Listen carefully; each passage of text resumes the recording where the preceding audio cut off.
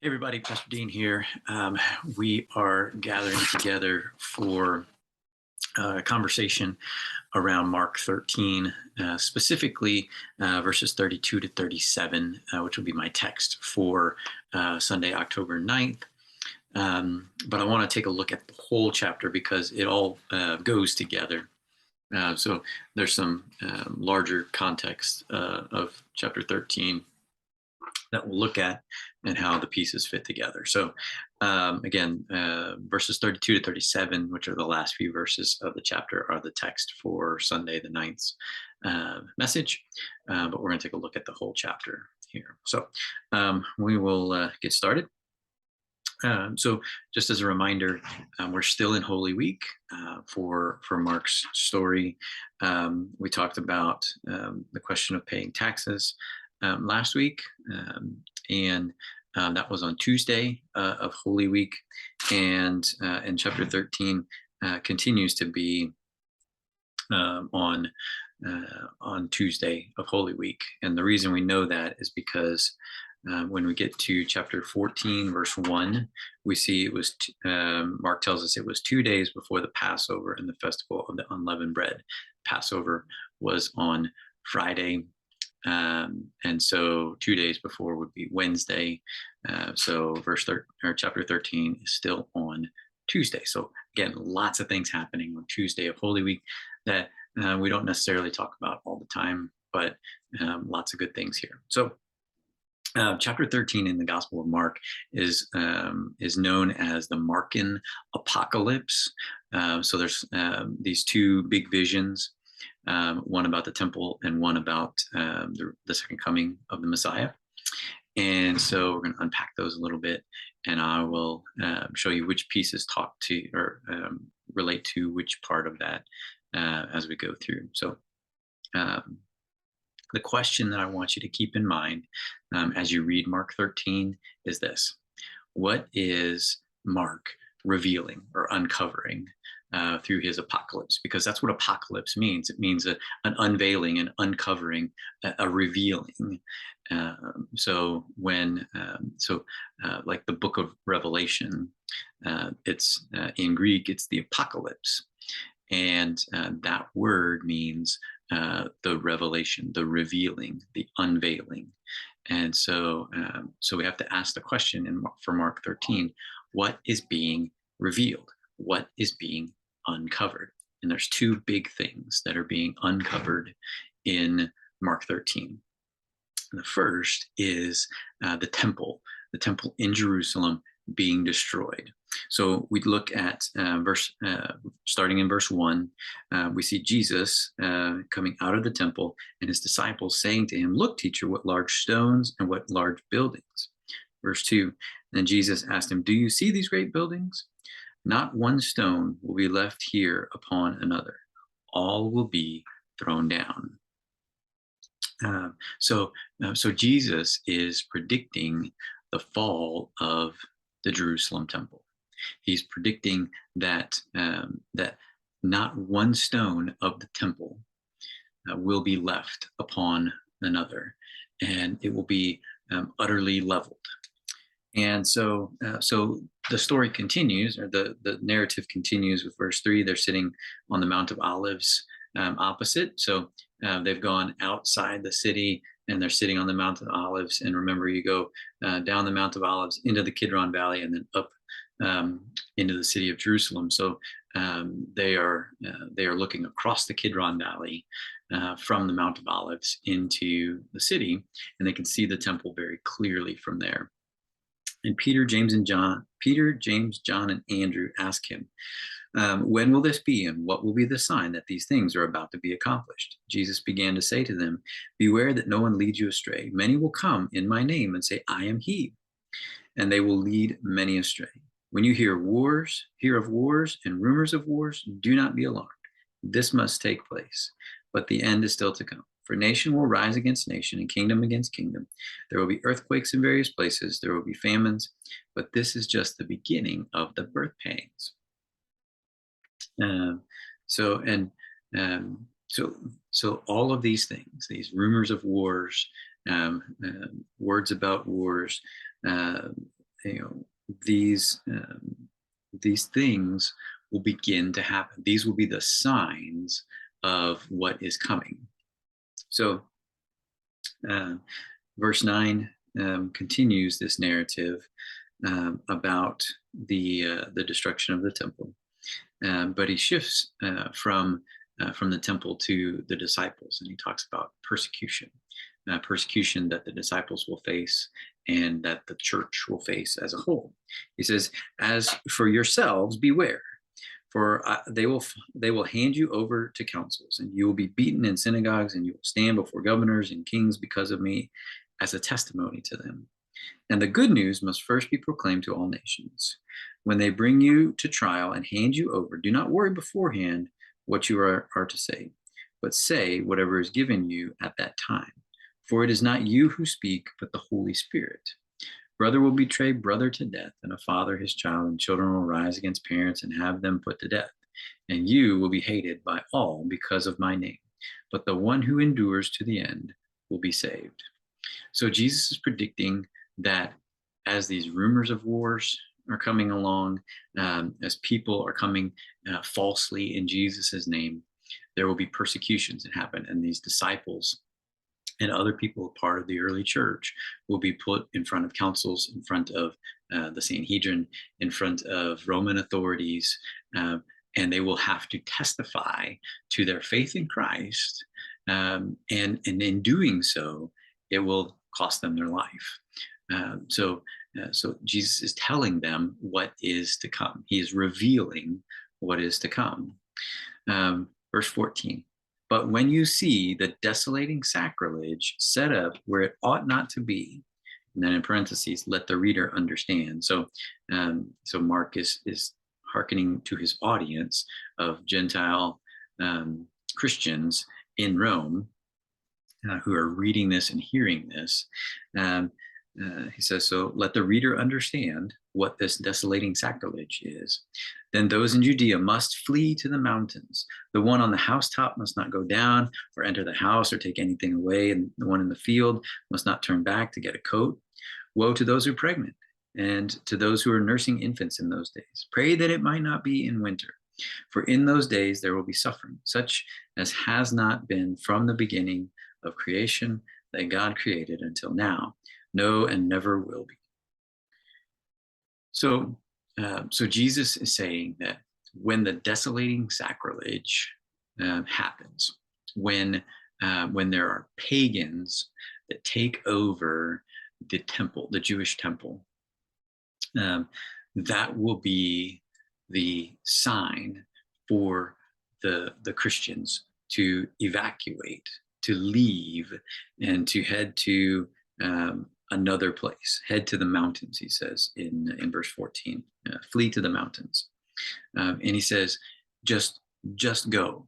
Don't stop and get stuff. Don't turn back and, if you forgot something, just leave it and go, so that you're spared from what will take place.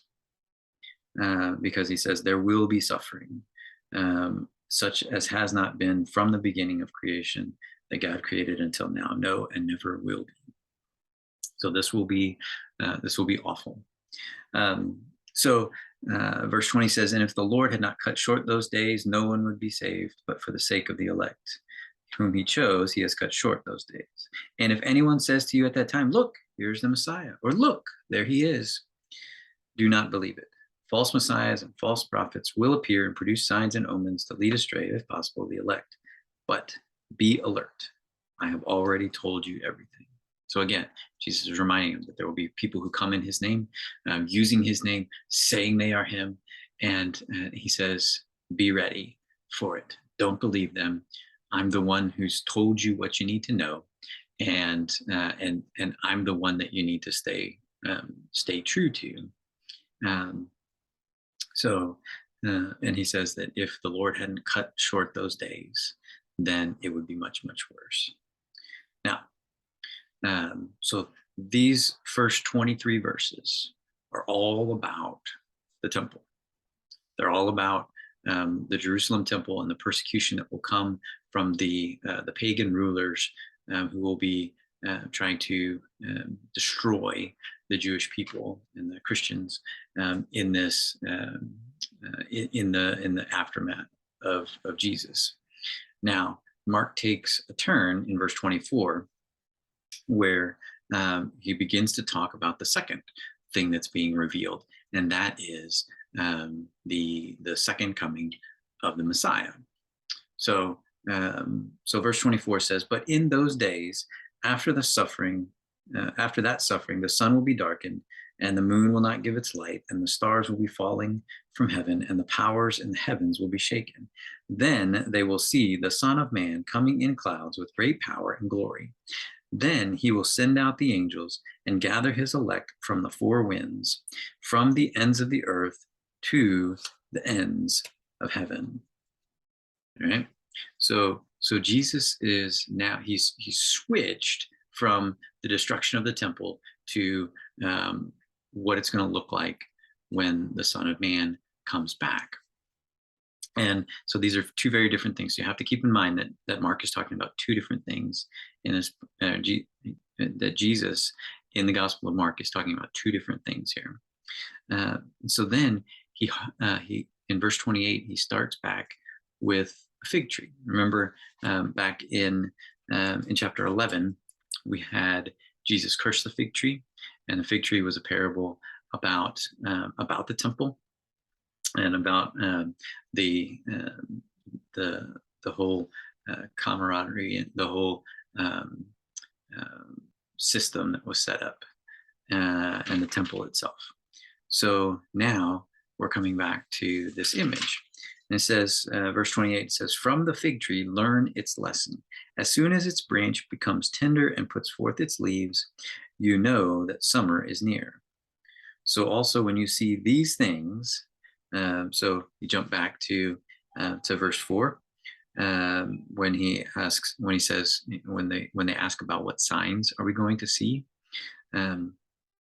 he says, and which the signs are about the big rocks, the big stones of the temple. So the fig tree lesson is back on the temple.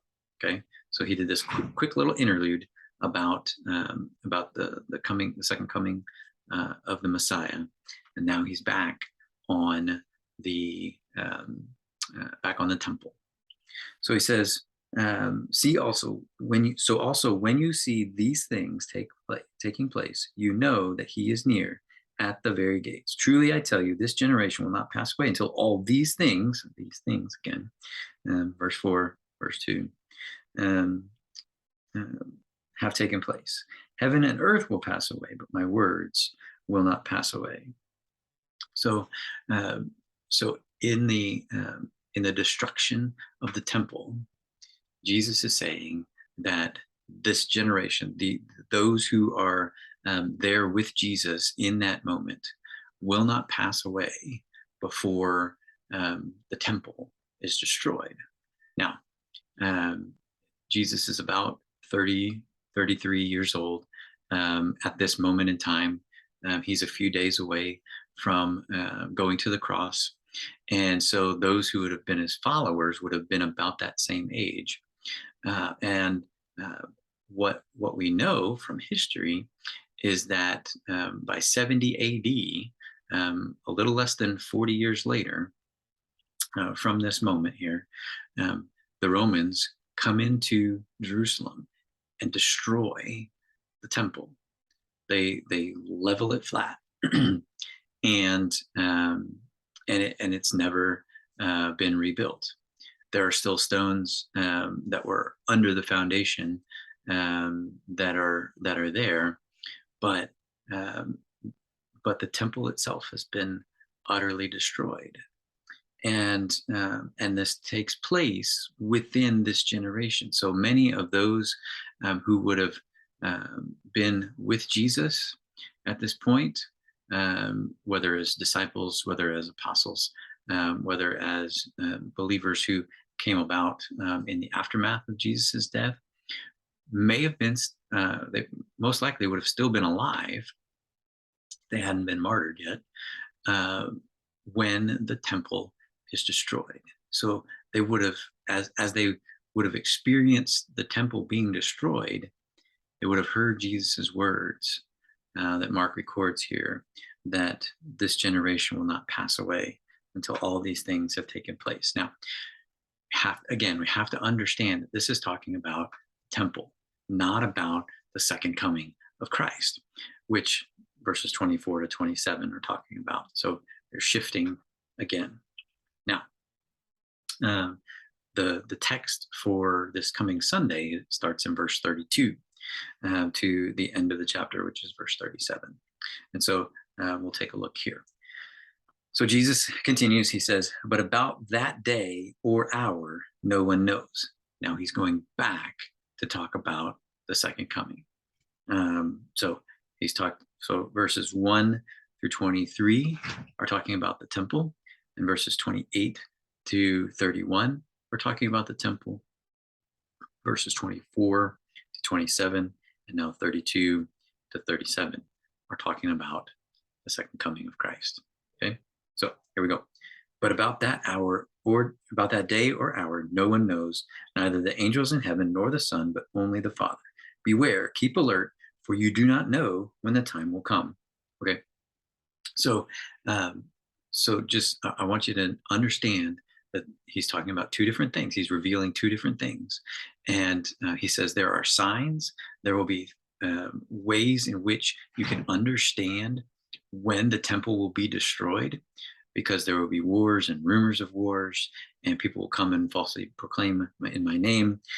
You can see those things coming, and you can know how to respond to them. But what Jesus says about the second coming of the Messiah is that no one knows the hour or the day in which it'll happen.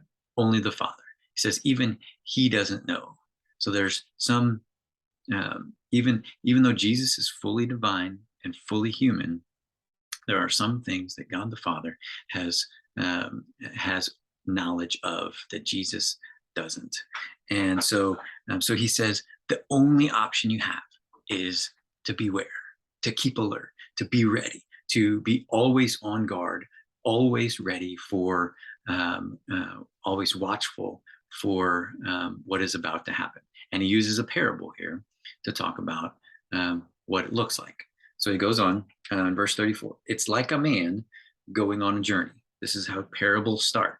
There was a man with a field and he sowed, seed, or there was a man with two sons, or here there was a man going on a journey. It's like a man going on a journey. When he leaves home and puts his slaves in charge, each with his work, and commands the doorkeeper to be on watch.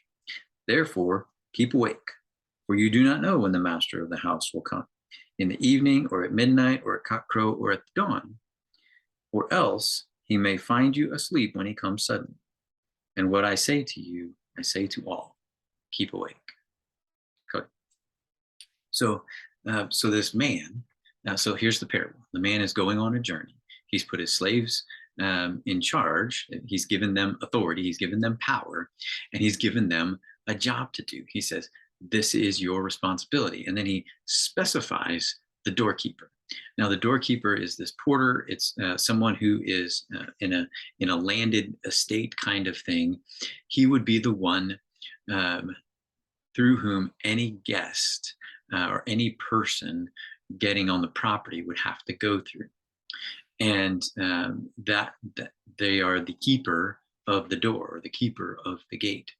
And in order to be on guard at all times, that doorkeeper would have to be alert and awake. And Jesus specifies 4 particular periods of time. Now, for in a culture and in a context where most of the time this master would have either been riding some kind of animal as he traveled, or walking as he traveled. So the most likely times for the master to return would have been at what he calls at evening, which is roughly 6 to 9 p.m., or at dawn, which is roughly 3 to 6 a.m. So just as the sun is going down at the end of the day, is a likely time for him to come home. And then just as the sun rises in the new day, would be a likely time for the master to arrive, because there's light to see. There's no street lights, so the sun has to be illuminating the sky at some level in order for there to be safe travel. But Jesus includes midnight, which is 9 p.m. to 12 a.m., and cockcrow, which is midnight to 3 a.m. And those are the darkest points of the day. And what Jesus is trying to emphasize here is that that the doorkeeper, those who have been put in charge, and the slaves who've been put with authority and a job to do, have to be ready at any point. So Jesus is basically saying that the doorkeeper has to stay awake for all 4 of these watches in the night, and these are particularly they are Roman watches. Typically, Jewish folks divide the days or the evenings into 3 segments, and Romans divide them into 4 segments. Basically, 4 hours or 12 hours of daylight, 12 hours of darkness, and divided into 8 pieces in the Roman world. So 6 to 9 p.m. is evening, 9 to midnight is called midnight, midnight to 3 a.m. is called cockcrow, and 3 a.m. to 6 a.m. is called dawn. So that's how those 4 segments of time are delineated. And so he says, you got to keep awake. Verse 35, therefore keep awake, for you do not know when the master of the house will come. Or else, verse 36 says, he may find you asleep when he comes suddenly. And this idea of coming suddenly means that he might show up at midnight. He might show up at cockcrow.